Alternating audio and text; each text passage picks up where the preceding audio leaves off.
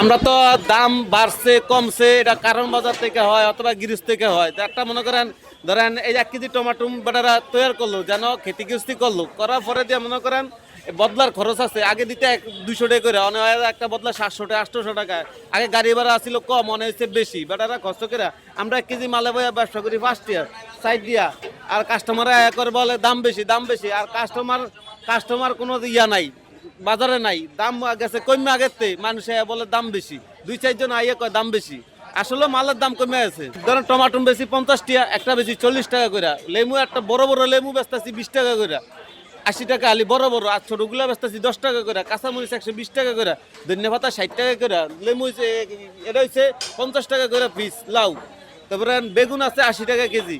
গাজর হয়েছে 40 টাকা কেজি মূলা 30 টাকা কেজি শসা হয়েছে 80 টাকা কেজি